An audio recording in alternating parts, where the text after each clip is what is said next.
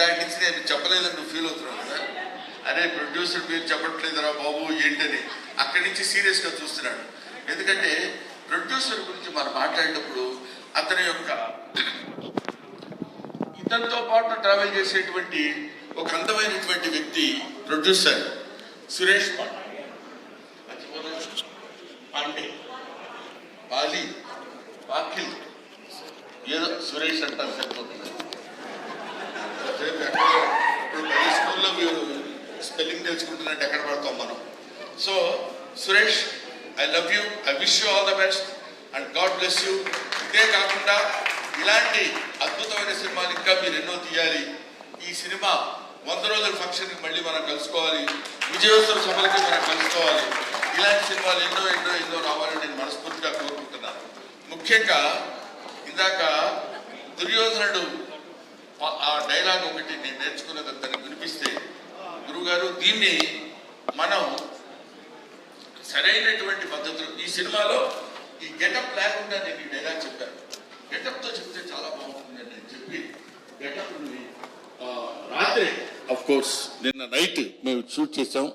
అది చేసిన తర్వాత I should say thanks to Surabhi నాటక మండలి. ఎందుకంటానంటే సురభి నాటకంలో చేసినటువంటి బాబ్జీ గారిని ఒక సీనియర్ మోస్ట్ సురభి నాటకర్త ఉన్నారు.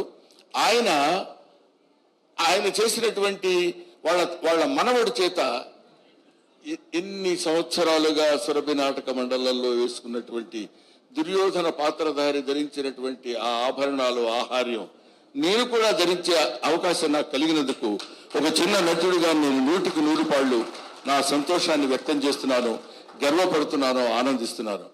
కాబట్టి అంతరించిపోతున్నా అని అనలేను గారండి, కనుమరుగవుతున్న ఈ నాటక రంగాన్ని, పౌరాణిక నాటక రంగాన్ని తిండి తిప్పలు లేకుండా మహారాజు వేషం వేసినా సాయంత్రం ఇంటికి వెళ్ళేసరికి ఫుడ్ ఉండదు.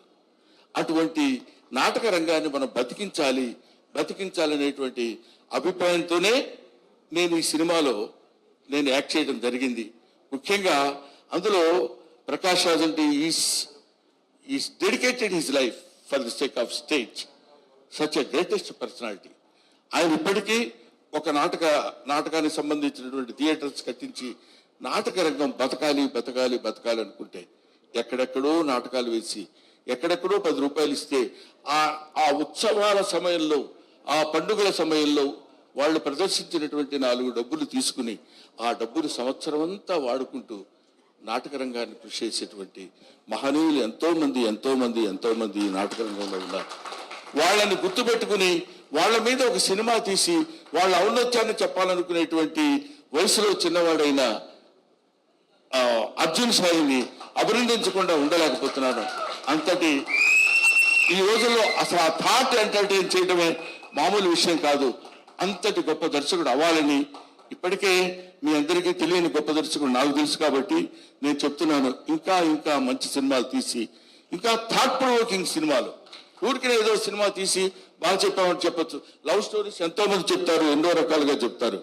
దీనికి బ్యాక్గ్రౌండ్ తీసుకోవాలనేటువంటి థాట్ వచ్చినందుకు నేను మనస్ఫూర్తిగా ఇతన్ని అభినందిస్తున్నాను, పెద్దవాడిగా ఆశీర్వదిస్తున్నాను. Thank you very much. And నాకు ఈ ఆపర్చునిటీ ఇచ్చినటువంటి యాంకర్ వింధ్య గారికి నా హృదయపూర్వకమైన నమస్కారాలు. అయినా అక్కర్లేదు.